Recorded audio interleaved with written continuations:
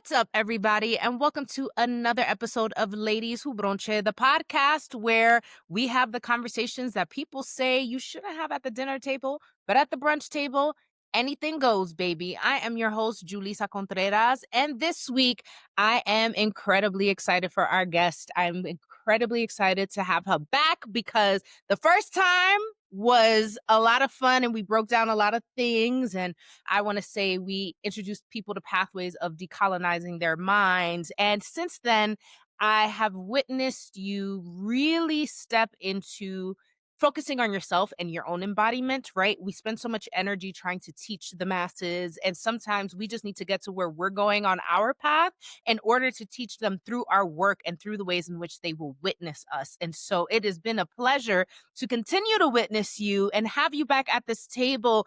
GypjaQ, who the fuck are you? My God, thank you, Jill. This is so sweet. Yeah, T down.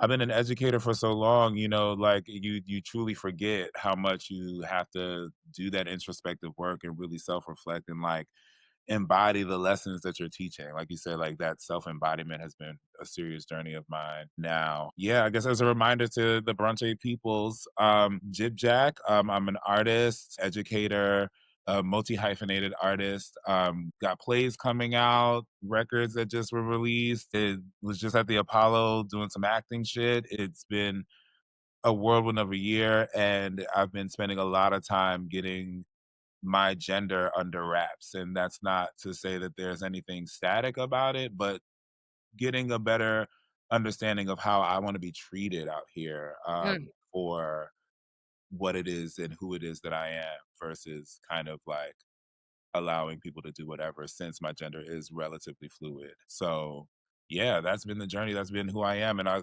still figuring it out, hoes. yeah. Right? Right. As our human souls do, we are always in the process of learning and unlearning and having that shit like fucking blow our minds left and right. I will say that I'm so excited that you have so much work that is coming out in this year, including the play, because I just your writing is so powerful, but your points are always very poignant.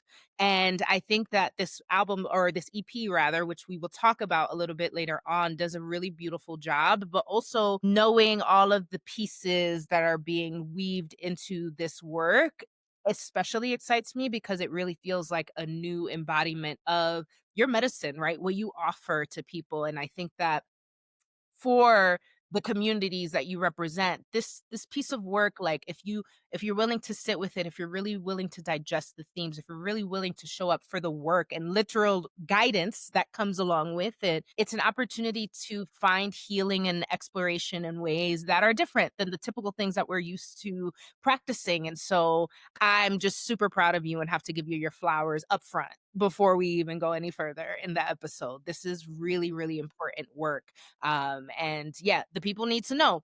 But before we go into all of that, let's get into the brunch questions and tell us, what is your favorite brunch plate and drink at the moment? The plate is still chicken and waffles, girl. Period. Give me a nice, real crispy Korean strip, okay? Korean style tender with Hmm. a nice crispy Belgian style waffle. Yes. And I'm simple as hell. Put some powdered sugar and maybe a strawberry on there. But if you don't got the strawberry, we're fine. Some good butter.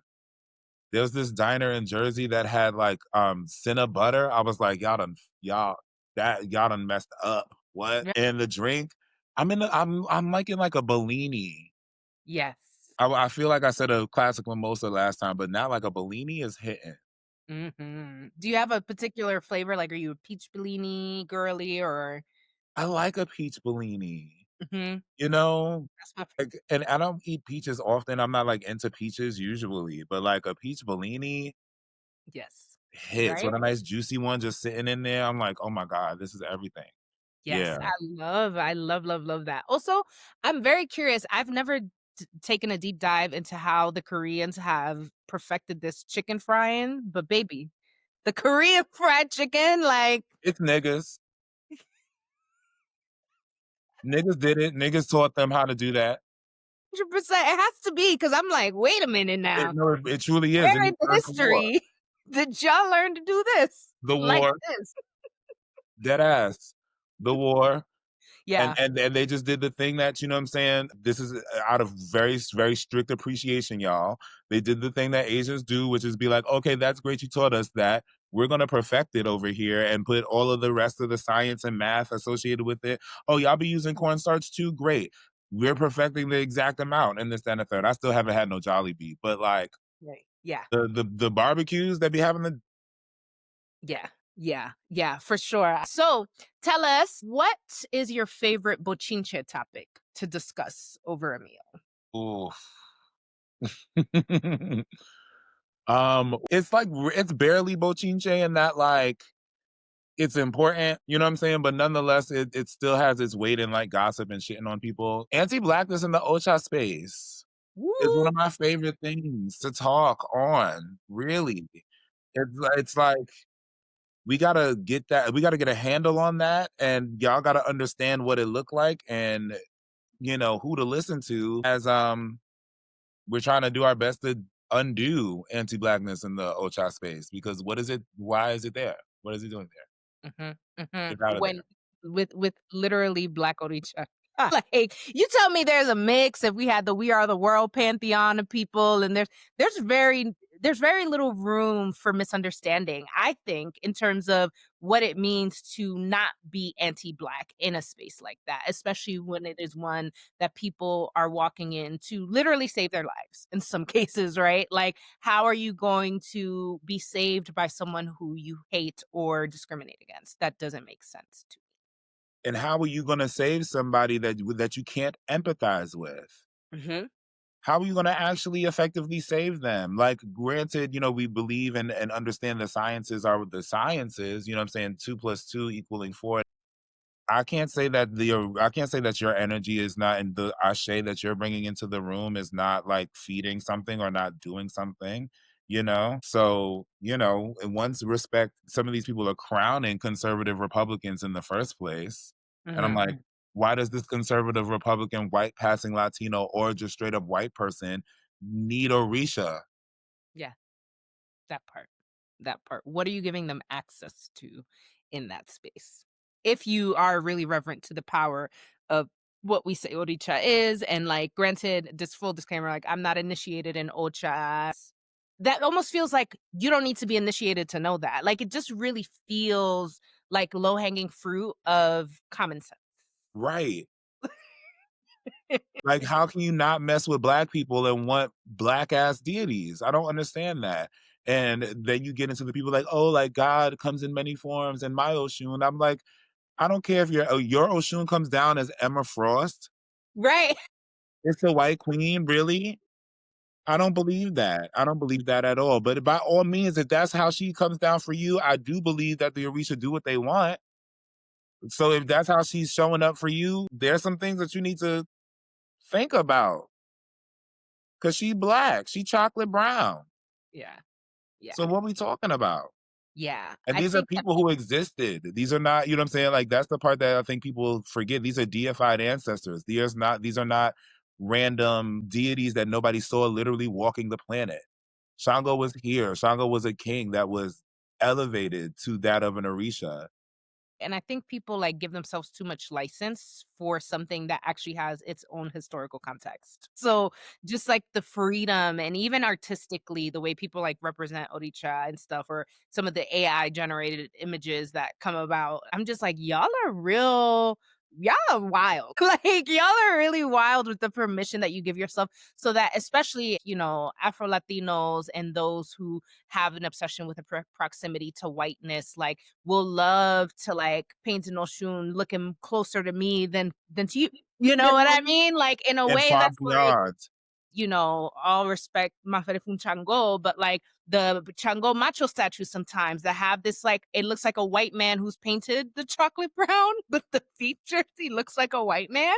Do you know Yes, what I'm talking about? Like, it's like, yes. I'm just kind of like, With this all European respect, ass but who leopard made crown. this? With this French ass leopard crown on his head. I'm like, Mhm. this is not even the people's crown that colonized them. Yeah, yeah, What? yeah, yeah. we make do with what we have, you know what I mean? In terms of people who are practicing and doing, like, you make do with what you have, but the real tea is, what is your actual relationship with your Orisha, and in what ways are you honoring the truth beyond the tools that you have? Because hello, if we want to get into it, Ocha is something that was created as a byproduct of needing to keep something alive, but it was something else before that. Even I think that nuance is lost on people, especially my white Latinos, where it's like, I get it. I get Cuba pride. I get it. I get it. I get it. But at the same time, you cannot embody the colonial frameworks into what was created in order to hold a particular kind of power that no one is meant to hold. Actually, it's not even about titles like that. It's not about us holding that power. It's about keeping that flame alive. And if it is true that we were able to have Ocha and all of the Lukumi and all these things take shape in that way because of colonization at that time, can we not make the argument that in a time where we feel we have more freedom to practice and be and embody, that we might be called to also reframe the ways we've embodied it to have it survive up until this point in order to let it to grow into something bigger in the future? Hmm. Tea, and I mean, like, not to make this part of the convo longer, but like at the end of the day, so somebody posted, and a lot of times I can only speak on some of these posts because it's like I get invited to the room. I'm very selective about where I'm at in the room, just because my ability to not shut your anti-blackness down, especially in this African ass space, is it just does not show up. So if you don't want me to shut your anti-blackness down, do not ask me to come to your Igbo do. Um, but somebody posted, we have this phrase, regla de ocha, right? And they were like, oh, regla was never meant to mean rules. It means tradition. Ever since we replaced the word isheshe, which apparently is tradition in Yoruba, um, we, have been acting like regular means rules, and that we've been putting a lot of rules on Ocha that is not necessarily like completely factual, whereas there are multiple kinds of traditions, this, that, and the third, right? So then somebody was like, why does this even need to be said? I was like, because regla is a Spanish word and is relatively attached to the root for regulations, which does not equal tradition. There's a word in Spanish that is tradition, and in fact Tradición. is literally the same word. But like, I'm like, you know what I'm saying? And I approached it like, no, like it's Spanish, like Spanish and the culture they're in would say that regla means rules in the culture. So if we're getting indoctrinated not only into that culture, but that language, there's kind of no choice but for people to consider it rules and everything that comes with that, including the defense of the rules and all of those things that are not as necessary as tradition as a phrase and a cultural marker and understanding would connote. So it's like that their response to that was, well, what does it mean that you're speaking English? The same shit.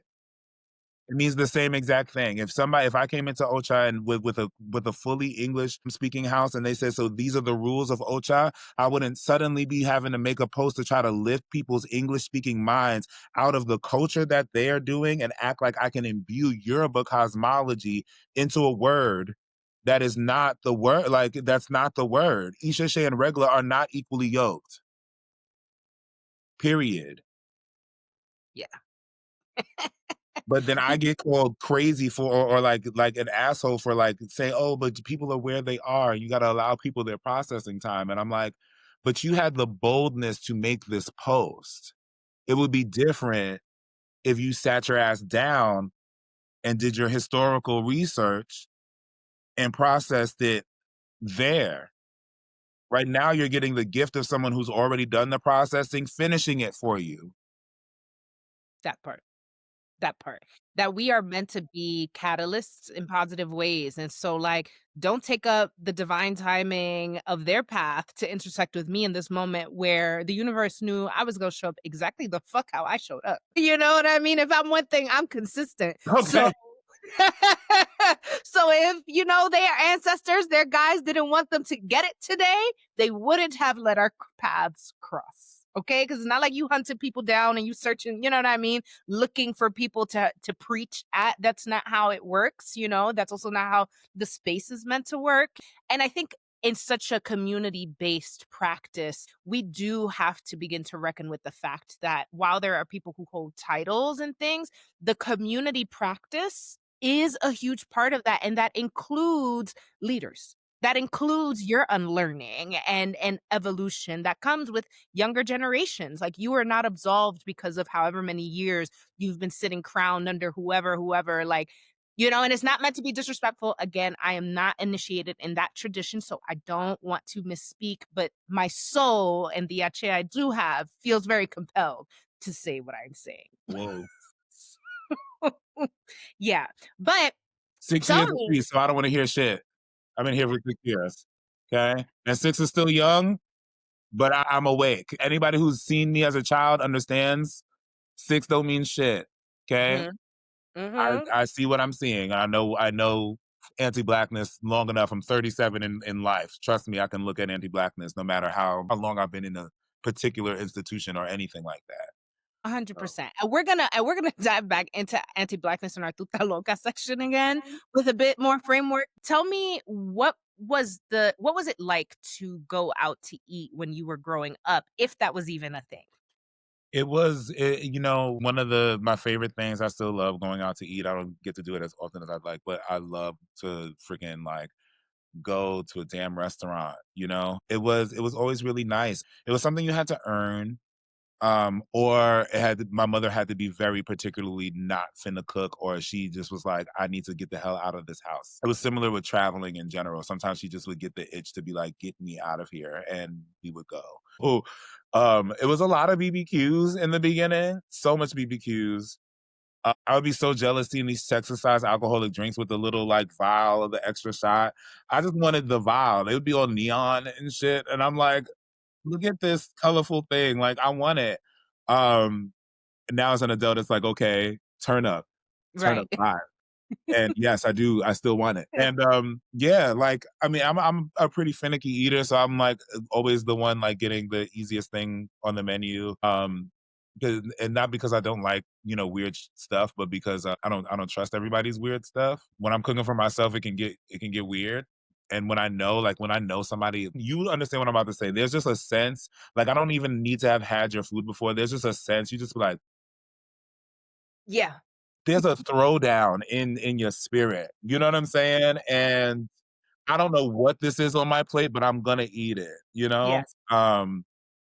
You don't see that many people like that as much anymore. But and some of those people just don't have the time to invite people to the house and cook. Like who even can do that at this point in the game? But I do know most of my niggas cook. Like Thanksgiving, there's never been a problem Yeah. ever. Yeah. I've never had an issue. There is nothing like BBQs back in the day. It still exists, it's still thriving, the drinks are still the drinks, but, like, back in the day, it really I don't know what happened. I don't know where it went wrong, but, like, I miss old BBQs. Yeah, Yeah, same. I don't know. Like there's something weird with the food in general.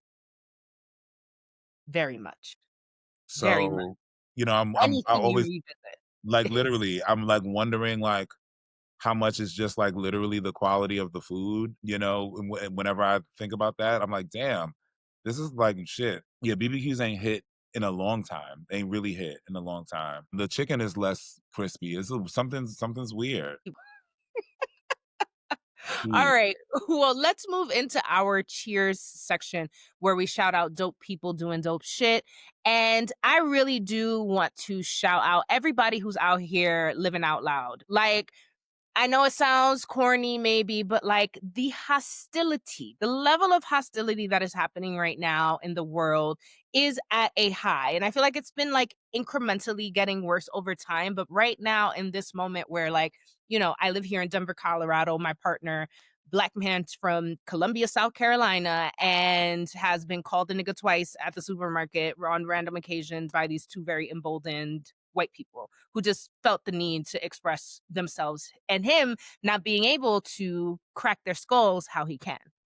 And so like things like that even make me realize that the climate is what it is. So I can't even imagine people who are really living further out in the extremes of what society has and has not accepted, and how it feels like having to walk in your body today in these streets with people who are more audacious than ever. And again, if we come out and choose violence, we're the wrong ones. And I put that in air quotes because sometimes there is a time and a place for hands. I think I'm not often in the position to give them, but I'm also not quick to judge somebody who sometimes has to resort to some hands in T. a given situation. Because sometimes that is the learning. That is the whooping that you need to get somebody spiritually aligned in the ways that they need to. So, really, yeah, huge shout out to everybody who's living out loud in all intersections of identity, social class, whatever you want to call it. It is not an easy time to be yourself, but in this time, the best thing we can be is ourselves. Period. Full echo, full echo. And I'm gonna get just a little specific. Please. I'm shouting out artists, in that same vein. We as you know, Mm, to be an artist is to to speak up regardless, even like for, there's this, potential split between artist and entertainer, right? And I feel like if there is one, it's that like an artist wants you to take something else, you know what I'm saying, from the experience other than the fact that it was good and you were entertained, whereas an entertainer is okay with you just being like, that was fun. Same time, the that was fun of it all in this climate is being fought against. It's being shut down. It's like they don't want us to even have that time to enjoy ourselves, let alone integrate any content that will do the awakening thing or do the healing thing or the evolving thing or the self-reflecting thing. So I am shouting out Charlene Jean for More Than Anything that just did a reading at Apollo. That was amazing. A musical that's fantastic, about a Haitian family with spiritual gifts. I'm shouting out Zora Howard, playwright of Hang Time, who is at the Apollo right now. It is the 10th of November, but you know what I'm saying, who's at the Apollo, um, shutting it down. She just had, a pretty much a world tour of this work. It's a ridiculous work. It's the kind of thing like to me, even the blurb is giving y'all too much information. right. I felt the same. I had a chance to see it at the Flea, and I'm like, "No, just go see it. I'm Don't like, fucking worry about it. Just go I'm sit your like, ass down." the title is too much information. Like take it Mhm. like it like I'm not telling y'all nothing. Just go. Just go. I'm shouting out David Sosa who just released a project. And it has a song on it with me called Egun where we're really speaking up what it is to walk the path and have the need for ancestral veneration and ancestral intercedence, regardless of outside of the idea like, oh, it's good to, venerate your ancestors. Like, this is why. And I'm shouting out you, Julissa, who not only is in the middle of writing and creating a bunch of works yourself, but also manages to find the time to work with artists and bring their visions to life and get them closer to visions that will get them funded and closer to visions that will get them just like supported and seeing what it is that they're doing in real life versus just in their head. And the way that you have done it for me just by literally being like, oh, Jack, yeah, this one scene is great, what do you mean here, and asking me questions that made me have to go in and be like, okay, like I have to answer that fucking question. You know what I'm saying? Like, I don't know what your actual workshops and things are like, but just being able to get on the video chat with you after you read it right quick is life changing, world altering, and vision manifesting. So I know you set this up to not, you know what I'm saying, get asked about a lot, you know what I'm saying? But through you, bitch, I'm letting you know that your ancestors are proud of you too. And we are here looking at you and watching what you're doing and honestly reaping so many benefits. And I think that what you do have these ripples to the people who might not even necessarily need it. They see it and it's still like, okay, I have to remember, like, even if I don't need that workshop, that work still needs to be done. Let me do that and make sure that what I'm doing is in full integrity, not only to the vision, but like to the message that I've been given the responsibility to deliver. And also framing it that way for these artists. Again, and that's again, I haven't been in these workshops, so that's you already know they just screaming and yelling. I really appreciate that. I really appreciate that one because I have a very hard time celebrating myself in my work. I'm not good at that. And also because, I can never tell if my essence is landing or if it feels very like in my Pisces form, just like, "Ooh," but like I really do try to speak from the soul and guide from the soul, but also real recognizes real. And like the reason I'm excited to get into the conversation about your EP is because, like, again, for those who don't know, I went to high school with Jack. And so, like, I've been witnessing your greatness for it's now been over a decade. You know what I mean? And like truly like an honor to even have you regard my input, work as any of that because I will never forget you were in that production of Hair. This was before I came into LaGuardia, and it was the first LaGuardia thing I saw because I was like, "Oh, I'm coming to the school. Let me see a thing." And you were the thing that stood out to me the most in that entire show, and I didn't even know you yet, right? And like, but there is just such a power in your work and the way that you show up that really is like moving in ways, but like it really is like I think of a storm. Like it really is just like in a way where it's like if you can sit at the eye of the storm, you are safe, right? But you still get to see and experience all the complexities of what's being put down. And I feel like you create that way, but you also live your life that way and you love that way. And yeah, you are the kind of sacred artist that we need in this moment in time, which is why I'm glad that you, against all odds, have not stopped creating in this season. So shout out to you, artists. Shout out right back to Yeah. you. Wonderful. So let us move into our Tuta Loca Es, where we shout out motherfuckers who are doing the most. And I said we were going to come back and talk about anti-Blackness because I think we have two examples of things where we see how it is both, yes, important to be critical of Black spaces, community systems, but also in some ways being clear about who gets to say what and when about these places and spaces. When you do not make room for certain truths to be addressed, you really then leave ample room for people to misconstrue a space in a way that may not be safe. So if I'm walking into that space and being like, "Oh no, that really happens. I'm totally safe here." And I'm feeling like I'm putting down a level of discernment that I should be carrying, that's unsafe. And if I'm trusting you as a spiritual leader, like that's really not the right foot to start on. At the same time, there are nuances to things. Sometimes things are a bit more complicated. So we can't let people just talk all willy nilly about what they assume about us. And if they say something that's even a hair of a truth or something that we're experiencing, to validate them in their word when we know damn well they have no ideas of the inner workings of the who, what, when, where, and why, and are probably responsible for some of the bullshit that they're even commenting on. So how dare they even have something to say? And who am I talking about? Donald Trump, you before we recorded, you put me on because I didn't even know, had some choice words about Nigeria and the corruption. Laughable. Like, yo, and you know that like really we do need to wake up who gets to say what and actually be okay with the fact that like some of y'all don't get the mic.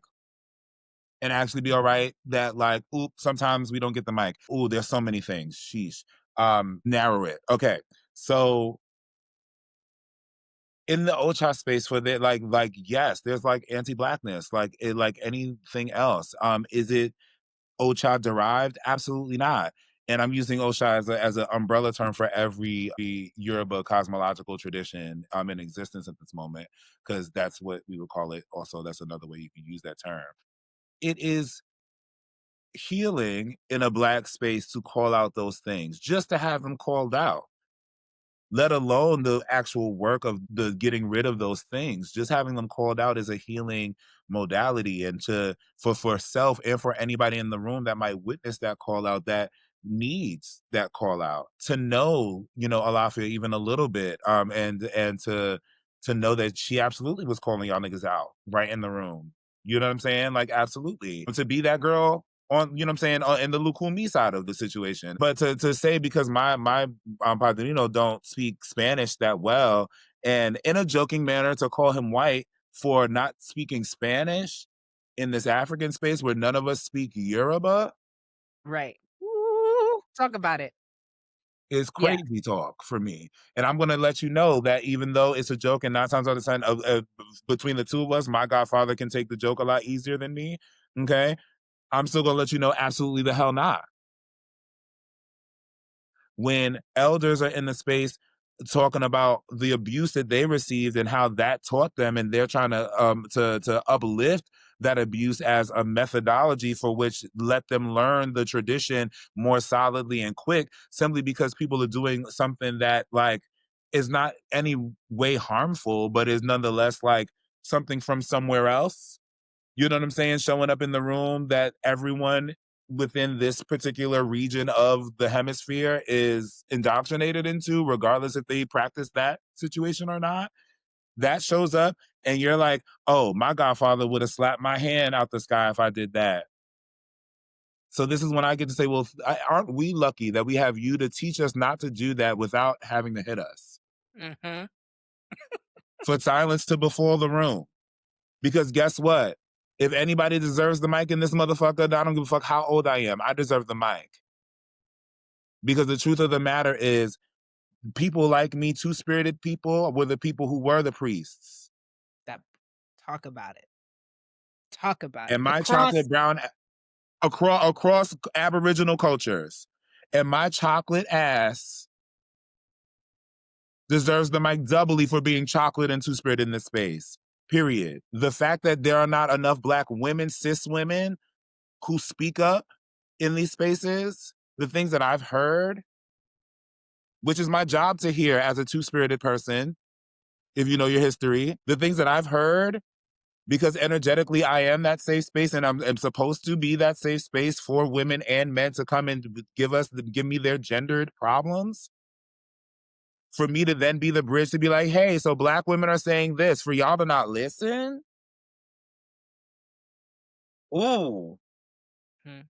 Mhm. Lack of respect, a lack of reverence, and a complete lack of understanding of the actual power of two-spirited people and trans people across the world, across traditions and cultures. The reality is that we know that the reason why they can't pass that mic, or when the mic is given, sit still and actually digest what is being said, is because something inside of them is shaken in such a way that they cannot believe what they consider an audacity of what you know and how boldly you are willing to speak it out. And the reason it shakes them is because they could never. Like it's almost like that shame. It's like a deeper shame that they don't know is shame. And so that shame and fear turns into rage and anger and hate. And they can't even sit with a fucking like, wheel of emotions to say, all right, where is this really rooted from? Because they don't think they have to. And they don't in a position of power and privilege. They don't. And that's why they Mm. don't, because they don't actually have to as the world is structured in this way. But when we are trying to talk about Black spaces or in our communities and what we know about our communities historically, like we need to make room to have those conversations. The same way somebody will sit your ass down and be like, oh, we came from kings and queens and da da da, and like decolonizing Eurocentric history. Now let's take it a step deeper and say, all right, what is lost even beyond that one step that we are willing to go into in our own history? And how do we dissect that and really address that? Because it's important. And it's also important to combat the ways in which we see the manifestations of whatever critique people have of Nigeria and the government and the corruption. Like, by what means did it become this way? It takes You talk know? for me, it takes talking about it like that first. It takes somebody not having to come in and be like, wait a minute, hi, Nigeria wouldn't be a thing you could say. You just literally couldn't say the word Nigeria had it not been for colonialism. There would be no Nigeria. These Mm-hmm. borders that make up Nigeria that actually cause a lot of the friction that make people be able to say dumb crap like, well, we sold our own to people in the first place were created by these colonial powers that currently has the keys to. Yep. So, Yep. like, how are we then posting such a thing and saying, well, Trump is a little bit right, but the West is partly responsible for what's happening there. So I don't know how to feel. It's the same thing that we see a lot when people talk about Haiti. First of all, it's talk Yes, about intersections of what we're talking about. One, in the defiance and power and walking away from a system and tradition that is African and Black because it doesn't want to hold itself accountable versus allowing colonial mindsets to come in and have commentary on something they have no place speaking about. It's exactly how we handle Haiti. It like the way people are afraid of hoodoo and voodoo and all of these things that are associated from a spiritual standpoint with Haiti is laughable because when you think about Haiti's history and a lot of the power, there is a lot of non-spiritual shit that sits on the respect that you got to give Haiti, which is not to take away any respect from whatever was spiritual and the practitioners and people who were in the work that is not listed in the books, like, but also there is practical shit. If you can't go there, there's other practical shit to put respect on that people refuse to talk about, but will then dip into the narratives of the spiritual traditions to be like, oh, well, it's just a cursed island. That's why it's that way. That I've heard many a Dominican say, well, it's cursed. That's what happens. Look, they're not Christians. They don't follow the word of God in the ways that they're supposed to. And then you can have Haiti on list of, poorest country, poorest this, but also have Resources. so much resource. Like it is one of the richest lands, if you think about it, in resource, but not have the conversation about who is taking those resources, what is being exported there, what people are allowed to dump in Haiti that then helps fund some of these groups and gangs that start to stir trouble. Nobody wants to talk about the nuance. Everybody just wants to look at Haiti as a poster child of, oh, woe is me, but also secretly, I think they revel in this idea of ha ha ha, fuck a first free Black nation. I feel like Mm, in it, that's really what it is. It's like we will never let you have any power and respect because fuck a first free Black nation. wake that right on up. You know what I mean? Like, to then be sitting next to DR, which is a whole other conundrum of things. And there's another episode where we talked about, how this idea that, like, yes, not every Dominican is Black, but the culture that has shaped Dominican Republic is a Black culture, right? And so, like, when we say Dominicans are Black, what we're actually saying is, like, yes, the culture and a lot of the things that people, revere about Dominicans, from the food, from the music, and a lot, it's all that. And does it have Taino influence? Yes, absolutely, but still from an indigenous people that were enslaved and brought over that connected with an indigenous people who were on the same type of time about what their relationship was to land and space.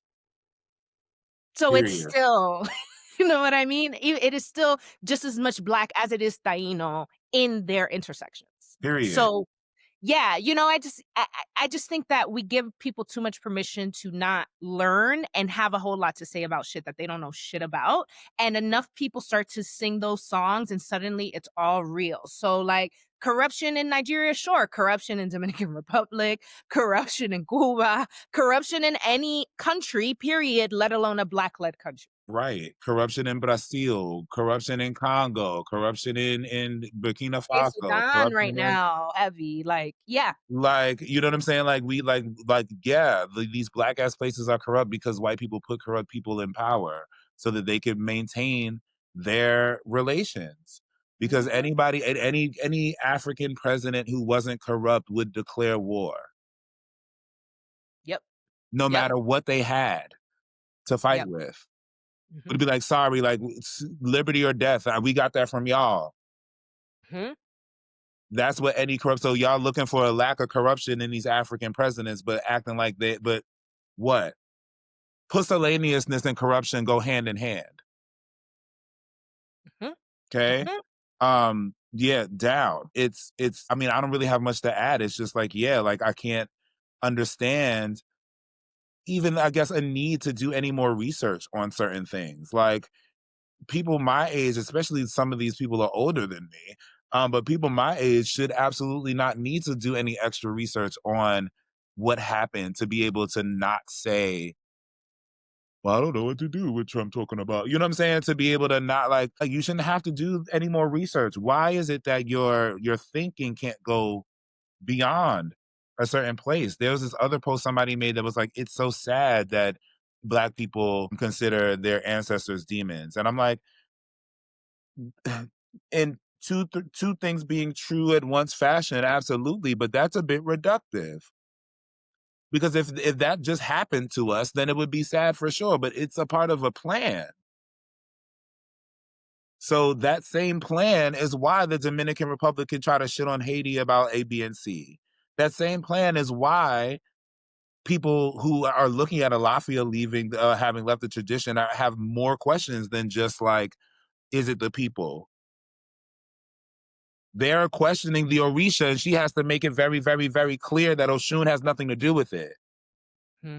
She has to Black, literally, not light skin Ocha. okay, chocolate Oshun, cacao Oshun, Hmm. okay? She has to let people know, like, oh no, it's not Oshun. It's not the Orisha. I'm not leaving the Orisha.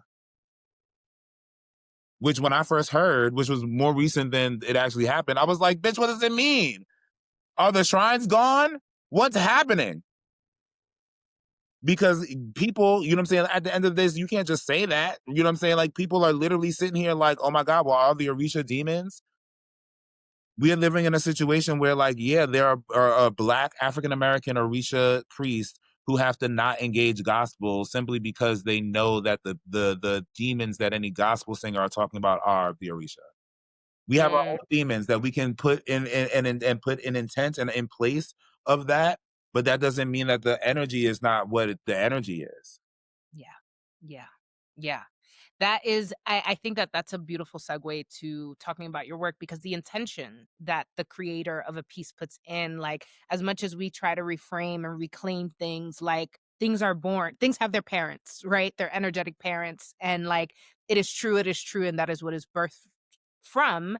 But I think that in your EP, I keep calling it an album Me because too, though. Me too. I keep I was fucking it gonna up too. say, I I wanna keep- relegate that to the fact that it needs to be an album and not that I just keep saying album instead of EP. But, I really think that there is something powerful about the intention here. And so tell us a bit about how this came to be. What helped you to birth this project in this moment in time in its formation? Woo! Okay, so as a project, I'll say, and this is going to be a little out of order, but as a project, I'll say when I realized that it was going to be more than one song, I was like, okay, and these songs go together. And the producer was the single producer, which is not it's very atypical for me to have one producer on a project. But that I was going to be getting beats from this one guy, Hex. Shout out Hex Productions. Everything that I was making had this extraness to it. I mean, it always does, but like it had this like there's these incantations in it, and I'm like, oh, I've worked with repeated phrases before. This feels different, and figuring out what that is, and being like, oh, okay, like there's something in this that's meant to activate. Now, backtracking, the first song of the record that was ever created is Tricks, which is the third song on the project. Mm. Long story short, and without revealing the who, even though I don't care, her life is what it is already. Also, I'm not a love and light worker. I'm not one of those people. Y'all will figure that out if you Okay. project, and you'll figure that out here too. And if you weren't here for the last Ladies Who Bronché that I was in, or the Anukai tree that Julissa was in, then welcome. Yeah. Welcome to Will Light the Candle on that ass. Yes.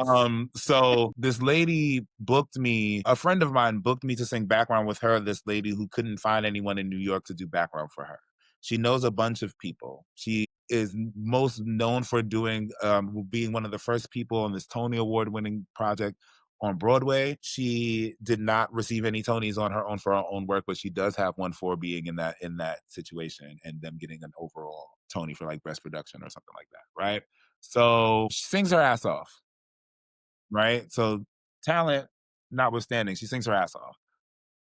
First rehearsal, she comes in doing weird shit. Like me and my friend are literally practicing with her music director, and she comes into the door with the phone blasting some other song, singing that song full voice, and is like trying to coax us to just join her. And like, okay, like we did it, like we know the song, so we did it. From there on, it was just microaggression after microaggression after microaggression against me. I didn't understand what was happening. She says that she's going to pay us during sound check, right? I'm like, great. We don't know you. You've been microaggressing me down the whole time. Get that. That will feel really good to be able to do the performance already having been paid, right? Then she texts us the day of. Mind you, this is a 3-day process. Rehearsal in the middle of the week, There's another rehearsal where she did tons of microaggressions the day before the show and then show, right? So she texts us that we'll get paid after the show. It's a measly 300 bones each person. And I say measly not because, I could just pay, the amount of people that she had performing $300 each. But if I was to be certain that I was receiving the money after the performance, I could at least pay one of you before the performance. Everybody else has some other relationship with you, even though the person who hooked me up with her did not have this like a close relationship with her. She knew her a little bit, right? So everybody else has this really close relationship with you. You have not been throwing jabs at them the whole time. I'm like, I would like to get paid before at soundcheck as agreed upon because that's what I agreed to. You know what I'm saying? And we shook on that, and that's what it was going to be. We were at rehearsal. You said that live and texted us to the effect afterwards. I literally shook your hand. It's legally binding, right? So she's like, "Oh, Jack, it's not that serious. It's going to be." I was like, "No one said it's that serious, but you're saying this, and I'm saying it'd be better for everyone if you paid me beforehand because nobody wants me chasing them afterwards, whether you get to pay us before or not." You know what I'm saying? Not a threat. I'm gonna be calling you every hour on the hour. You're gonna just be annoyed as hell. It's not like I'm gonna come to your house and find you, but I can. I can. So she goes, "Oh, we don't take kindly to threats. That'll be it for you. Thank you very much." I'm like, "Okay, well, I expect to get paid for what it is that I've done," which I was expecting to get 200 of that because I was at both rehearsals, right? She could even tried to finagle a 150 for half of the job being done, right? You know what I'm saying? We could have negotiated that, and I probably would have been okay with a 150, considering because I don't think anybody really got the resources to be paying that 300 either, right? So but again, I don't know her and I don't owe her anything. And she's been shitting on me for the past week, right? So the week after, I get a Wells Fargo Zelle for $10.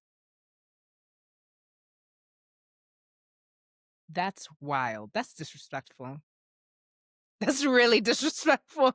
I'm sorry. It's not even funny. I'm just like the fucking audacity. Wow. So your response, but a cackle. Take it from Right. giggle to full Oshunari. You know what I'm saying? I'm a crown to Oya, but when I say Ibu Kole YAO, okay, she was like, get her. All right. And I was like,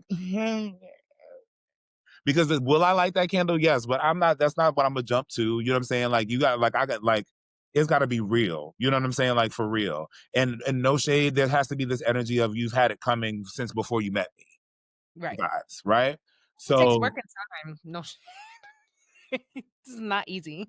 so Hex sends me the tricks beat 2 minutes after I'm like, I get a notification for my email. When I tell you the notifications do not be notificating, okay? There's not a notify happening whatsoever with this motherfucker. If we're having a conversation on something, 9 times out of 10, if you see me not there for 5 minutes, it's because I put my phone down for a hot second. And the only reason I came back and saw it is because I came back, okay, on very purpose. All right. So I get an email notification of this beat. I play it, it's like, I'm like, oh, vomit. The song just comes out. I ain't even write it. I can't even like I throw it up onto a page and then I record it and send it to Hex and he's like, oh my fucking God. And he sends me a bunch of other beats. Months later, the rest of the project comes about. Um Egun, I'm sure I'm just gonna say it because I know what questions you might have. Egun was like, and this is gonna be more than some listening shit. I'm getting all these incantations and I'm like, okay, what do I do with these incantations? And a lot of times in my process, some of the lyrics I don't write down. Like sometimes like I don't necessarily like freestyle it, but I do a lot of the developing in my head and then I'll go into the booth with it. So I'm like, okay, let me write down this incantation. And I'm like, okay, what do we do? So then for the next thing that pops up is like make a sigil out of this. Mm. So I do. I make a sigil based in the chaos magic methodology of using the initials of the phrase in question. And I start making these sigils. I'm like, what is this about? Then I remember There's this grimoire that they gave me to write months Mm, before getting in league with this woman in the first place to have everything else fall into place. I was at the dentist's office with a toothache that was felt like it was taking me out of here. I was like, mm, "I'm dying in this motherfucking hospital room right now." That's very much what is happening. And as a person who has had ideations of self-harm in their life, I was like, "Okay, I'm realizing in this moment that that's not what I want." So the first sigil of this grimoire comes to life. It's called the Tree of Living in the hospital room. I'm literally just like making it and the sigil it was created as I will live the life I want to live. I will live. I will live. I will live. And if you know that so much of that got crossed out, but nonetheless the energy of which is in there. So then realizing that these sigils are being made for the record, hmm. I'm like, huh? So you know me, I'm like, okay, I could just like try to hear this from y'all. We gonna divine. We're gonna flip some shit. We're gonna pull some shit, right? And they're like, yes, nigga. My ancestors will shake me. They're like, yes, nigga. You are getting that. Yes, A plus B is equaling C. I'm like, heard, copy. So these sigils come to life and how to work with them become extremely clear. I go to Divine and they're like, don't fucking talk to us no more. Just do it. Julissa knows that I'm like, I want things to be perfect. So I'm always like, do the Hmm. extra questioning and the making sure. And they were like, do it. Get out of my face. Do it. Right. So I'm like, fine. I'm getting it done. I'm seeing, oh, okay, the eye needs to be activated this way, the beast of burden this way. The titles are just happening. And I'm not even like, you know what I'm saying? I'm like, oh, okay. And echo of the second shout and of the second strike and planted reflection and all these things are just coming up. And then it was like, okay, so we need some level of an introduction into the combination of the sigil and the music and the idea for the rollout came to me. So I honestly feel like by all means, anybody that's like, we just gonna go listen to the music, do that. But if you start feeling some things, or if you look at the main cover sigil, you're like, what the fuck? What do I see? And I'm seeing all kinds of things. People see faces, birds, Mm. all kinds of things, right? Well, I'm seeing something and it's doing something to me. Then I would suggest before you do even try to get the grimoire, because it will be on sale soon. And this is a first edition pamphlet kind of vibes. There will be way more sigils than the 6 that are available now. Go look at that rollout. Go look at that rollout. It's on Instagram the clearest, I think, and it's more easily scrollable on Instagram than anywhere else. Go look at that rollout, go read those captions Yeah. and get that information. And then the stuff that's in the grimoire will be even easier to digest. It's all in the grimoire, but it'll be even easier to digest if you just go through the rollout. And through that rollout, it was like, okay, we need this visual meditative experience again. And I went to go, I literally, Julissa, I literally went into my fridge to get the Obi. Literally went to the shrine and felt fire and was like, "Don't ask us shit." Through and got Oyekun immediately. I was like, "I'm tired of y'all. I just wanted to know. They're like, we're tired of you. We told you already. Feel me? Like, do it, right?" So that's how this all I came about. I know it's very roundabout and out of order. That's how this all came about. The connections are deep. Um, the 4 sigils that are connected to each song come together to create a 5th sigil. That is the methodology that I work with in general as an artist, but like it's just way more active in this project from a spiritual and I would say straight up witchcraft sensibility for sure. Would you invite then the girlies who don't know a lick or practice any brujeria or don't even know what a grimoire is in the first place? Like, what are some of the how do people invite themselves to the work in that way? Because there is still medicine in there for them. Yeah, like if look, even for the Christian girlies who are anti witchcraft, right? My ancestors are Christian too. Some of them died Christian and remain working in that fashion. I mentioned gospel because like as much as I understand and feel even some of the things that these other Olochas feel for not listening to gospel, my ancestors would be like, if you don't fucking turn that John P. Key on right now. Yeah, play that Oya song. Put that John P. Key on right after. Thank you. And yes, you can put Asohana on after John P. Key. I don't care. You know what I'm saying? This, it is what it is. So that the Christ consciousness is baked in it as well. To me, a person who is meant to be Christian is just meant to not light the candle for anything, right? The Mhm. idea that Jesus paid it all is about you not having to do your own work in that regard and being able to just let the egregore, the ascended master of Yeshua Ben Hur, do the thing on your behalf. There are things for people like us who do have to do our own work in this grimoire that will do certain work on your behalf so you don't have to do that. You know what I'm saying? Because we tired. But engaging the music will by itself will activate the medicine for you. Engaging the meditative, the one is called it's called Beat the Boss on YouTube. There's like an 8 minute and change meditative situation that includes all of the incantations and then them superimposed while the sigils are superimposing. Having a soft gaze and a relaxed forehead, which is how you actually open your third eye. If you like this, then it's closed, girl. Relax your forehead and have a soft gaze while getting the sigil information and getting the sonic information while you're deep breathing and all the other things you know to do during meditation and prayer will activate the medicine for you as well in a way that doesn't require you engage the work from a hands-on perspective. Definitely be ready to feel the pull to do a little something. A connection with one or more of these sigils based on what it is that you might have going on. If you need protection down, that beast of burden might be like, hey, like I need you to make a monster for yourself real quick that will do the things. If there's something or somebody that you've been trying to just get to find you, the eye will turn their eye to you, and you might want to work that a little bit more. You might feel called to work it. I say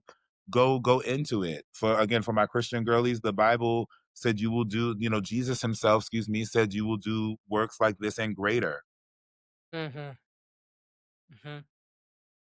He was I talking love about that. healing the sick. He was talking about exorcising demons. He was talking about walking on water. I think what's really sacred about the work and the fact that it came from a surrender of, okay, this is what's happening. Okay, this is what I'm being led to do, is that is the confidence that you need in order to walk on said water, right? We always have to be like, oh, the confidence of a mediocre white man. Fuck the confidence of a mediocre white man. Like, there is something really powerful about being connected to yourself and your intuition and your guides or whatever, like the layers and layers and layers, right? Because I feel like whether you believe in your ancestors or not, like the intuition is like the tool or the wheel inside of you that will always turn. And you might just call it human instinct, call it what you want. They will always use that mechanism in order to guide you, right? And so to have really surrendered to what that is, on top of the fact that there are layers of your own practices, because you could have just made an EP, you could have just had the 4 tracks and been like, here's the music, enjoy. But right now, and I think that this is true for many artists who I've been in relationship with lately, is that the call to what we create feels greater than ourselves. It feels greater than just the fun part for us. It like we need to be weaving in integrity and magic, either literal magic or figurative magic in everything that we're doing, because the way the world is cracking open right now, it's like these are the markers, these are the tools that people need that are not going to be handed to them in a space where there is a lot of deception and trickery, which is why I think it's interesting. We even started with that song Tricks, right? Like anyone else could have entered that space and handled that situation much differently than you, or given power to the disrespect by not defying it and claiming what you needed. Even outside of Tricks, there's other tracks on this EP that really speak to the beauty of duality and two-spiritedness, and also just like what it means to, I don't know if harmony is the right word, but like there's certain ways in which the music and your voice and the way that there's this distortion that happens in certain moments. There was a moment I was listening to one of the tracks and I was just like, "Oh, I could feel the energetic pull of what that distortion and that harmony is doing." And it's on purpose. Like, it is really, it's not about sounding pop, typical, like, it's beautiful, right? But it's so much its own thing that I could feel the implications of what was happening there, and I was like, "Whoa, this is some deep shit." And then that's why I had to be like, "You know what? I'm proud, but also, like, you are doing the work." What's your favorite song on the EP if you Ooh. have You know, it changes, it changes. I think right now I'm in a Rose mood, like, a Rose, the final track a is Rose and No More Goodbyes are my 2 favorites, just yeah, I love No More Goodbyes too. No More Goodbyes was like, I mean, like, I feel like the month of September, each track got its week, you know? mm, And then, like, by the time October happened with the rollout, I wasn't listening to it. I was like, "I'm not listening to it." We were still getting final mixes and stuff, so I wasn't listening to it until it was a mix that was coming in my direction. But, like, yeah, like, No More Goodbyes, ooh, that thing, like, had me just, like, in my feels for a whole week. But right now, I'm feeling the rose moment. There's just a lot of trans feminists going on in my life, a lot of trans femme exploration happening that I need the medicine of a rose to remind myself, that, like, even if I do have to, like, go through it and validate myself in this journey, that it's valid. I want this work to, like, reach people because there's this need in the African traditional space. There's this sense that African Americans in particular, but people are coming to Orisha with levels of entitlement, right? And they're not wrong. The issue at hand is, at least when it pertains to African Americans, they're running into these people at a point in their decolonization process where entitlement is exactly what they need, mm, where worthiness doesn't actually take hold until you feel the kind of immature baby sense of mind, right? Like, these people are coming to these babalawos and these oriates in the mind phase.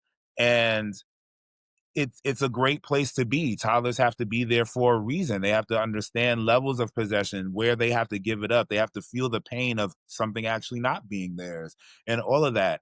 These are things that they have to come up with when they're in the decolonization process too. And because what actually enters the brain, which is life is mine, meaning I should be able to live without having to earn life since I'm living, right? And so earning a living as a concept is really crazy. And what happens to a decolonizing mind, they see that, but they can't do nothing about that. What they can do is something about their inner life, and they bring themselves to spirituality. And because they still need to feel something from out here, a lot of times they just want to do something that's not white. And because Orisha practice is mainstream, not white, this is where they come. And then y'all give them readings that tell them that they're either not entitled or certain other things that cause trauma for them. And then they do things like, well, I'm black. How is this white passing person typically telling me I don't have no place here, or telling me that I gotta pass a bunch of gates and I gotta spend a bunch of money and I gotta do all of this stuff to be able to get this information? No, fuck it. I am a child of Shango. I am a child of Oshun. The end, I am Yemaya even. Some people go as far as to be like, I'm her, right? And as an initiated priest, absolutely not. right. Like, you know what I'm saying? Like, I hold your hand when I say, like, baby, no, no. But you're entitled to that thing that you actually feel entitled to, which is the work. You're entitled to being able to have spiritual command of your own. You're entitled to being able to wield spirit in a particular way. And frankly, yes, you are entitled to a pantheon of spirits that will do what you need them to do. Unfortunately, most of those spirits are behind gates that make you not entitled to them until you initiate. So, up until you feel entitled to the methodology that your ancestors put forth, which includes the initiation, until you can get into yourself that you are entitled to the orthodoxy, I still need you to get some work done. So here goes this album, I mean, this EP, here goes this grimoire, right? For you who are entitled to a beast of burden, to you who are entitled to being able to see beyond what it is that you need to see beyond, for you who are entitled to be able to see your highest self by putting the planted reflection somewhere, even when everything in front of you otherwise is telling you you can't be anything but your lowest self. I feel Mhm. blessed as hell to be able to have matriculated through the Orisha process to when I feel down, have Oya snatch my wig. And even sometimes, though I have to reprocess and it's not an immediate fix, to be in the presence of people who know Oya's Ashe enough to be like, yes, Jack, you embody that Ashe. Yeah, you walk in the room and it's a tornado. And sure, yeah, people are unsafe, but the niggas who get to the center, those are the niggas. Mhm.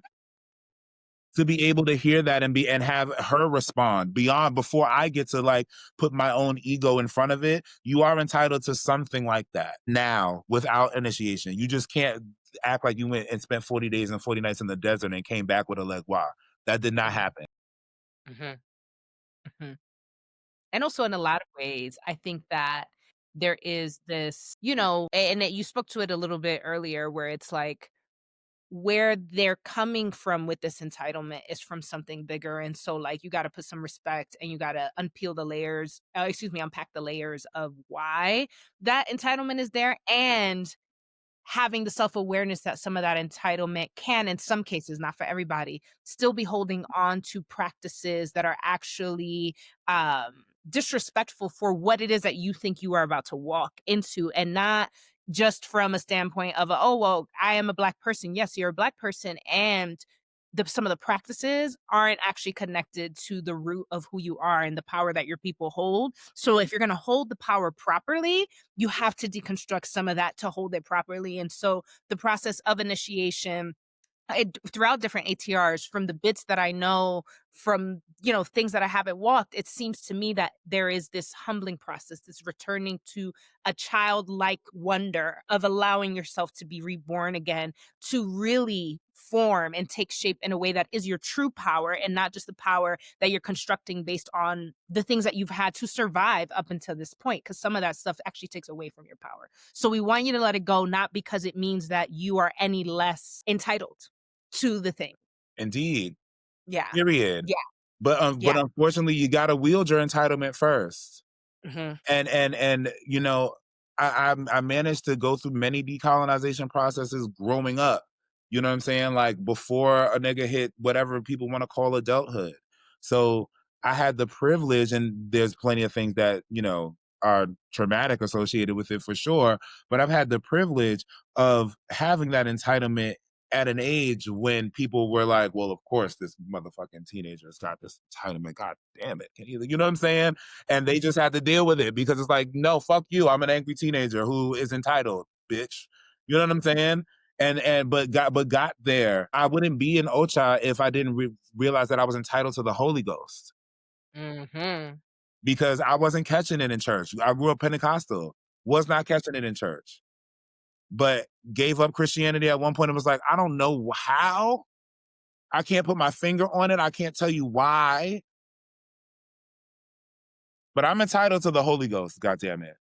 Yeah. Yep. And found Ocha. And because I respect school to some degree, you know what I'm saying? Like, it was like, oh, okay, I got learning and shit to do. I got to graduate. To graduate, that wasn't a problem for me. But I understand where it's a problem for some of my people. I really do. I really do get it, especially for the people who are particularly gatekeeping that. So come get the tree of living so you can wield your entitlement, so you can have that power. And I really hope that through working this grimoire, specifically the grimoire, I really hope that that shows you how important tradition is and that what's happening here is an orthodoxy, even though it's new and even though you don't need, you know what I'm saying, to spend a whole bunch of money or to, you know what I'm saying, have a whole bunch of people working on you in order to work it. Right? It's still an orthodoxy. You will at some point run into somebody who is also working the tree of living method, and y'all should be able to compare notes. See some similarities in how things work and this, that, and a third. Perhaps some differences as well, but similarities more than anything. And that should make you be like, oh, well, yeah, like I still feel the need and the pull to get Orisha, or I still feel the need to come into Palo and get Inkisi or the Loa from Fudun or whatever, and feel the respect for yourself and for your own ancestors and what they put forth to go through those gates. I love that you said like your people are going to come across each other who are using this methodology, and think of all of the different pieces of this work, the music, the grimoire, and everything else that will layer itself into it.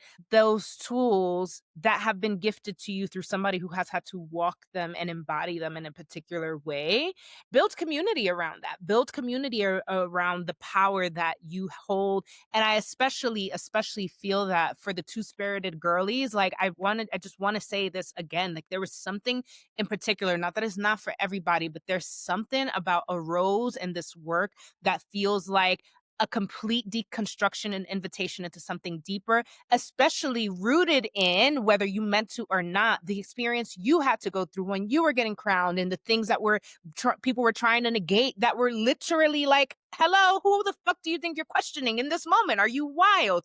Yes, they are wild. And so I think the space that you're holding here in order to really step into that spiritual power feels especially ordained towards two-spirited trans community in this works, but it is for everybody. But I just want to echo that because I think it's important when the girls know that the work is for them in a different way and not just something that's for everybody. Like there is something special in here, and I think it's super important that they come and get that magic as well in this moment in time when we do need to get together in community, where we do need to be aligned with certain methodologies to be able to say, how are we moving through this battle? If we do live to see the moment and day where the battle cry is a literal battle cry, and not everybody is going to be out here up in arms with literal arms, what is your weapon in that space? Even if it is just having your own power and feeling self-assured, then get to really learning and wielding your weapon. And I think that Yes, yeah. Invocamos, I say it in Math Dominica, Invocamus, facing the tower is this work. It's beautiful music. And if nothing else, all right, if nothing else, if y'all not into none of this, the music is beautiful. Check out the music. You want to hear this. GypjaQ, thank you so much for coming on here. Let us know, where can we find you? Anything coming up that we can support? How can we continue to support this work? Rail. Oh my God. Okay. So many things. So GypjaQ will get you all of my GypjaQ work specifically on all platforms in which streaming and buying can occur. It will be Jack Fuller for the Grimoire. Jack Fuller, very particularly, is a more expansive artist. I would say like Jack Fuller writes everything and GypjaQ is the performer, if that makes sense. So like GypjaQ being the Whitney to like, or the Dionne Warwick to Jack Fuller being Burt Bacharach. So all of that behind the scenes stuff is like a Jack Fuller situation. That's why the Grimoire is that. There's a play that I'm working on, I've written, called A Few Ways It Goes. It is producing in 2027, either winter or spring 2027. Keep your eye out for that, please. Hit up La Mama with a donation if you got it. It's going to be at the La Mama Experimental Theater Company. Hit up La Mama if you got a donation. We need it. There will be a movement workshop at the end of January or the beginning of February. So if you move, you even remotely a little bit classically dance trained, come through. And yeah, we are still casting and all kinds of things of that nature. There the next Invocamus record coming out soon. Hopefully a Valentine's Day. Ooh, Hopefully a Valentine's Day. And oh my God, so much more that's on the table that we can definitely get into once y'all get into that. period. That's a, Sorry, I was gonna say take as much as you can chew, bite off as much as you could chew, because it's a whole meal. it's okay. It's a buffet. Okay, it's a buffet. Yes, All yes. right. I love that. I love that. And you can find us at Ladies Who Bronché across all platforms. Thank you so much for tuning in today and supporting my sister here. Truly, I'm gonna say it again. Listen to the work, engage the work. Even if you're just a little curious, you will get something out of this. So thank you for tuning in today. And until next time, Bronche.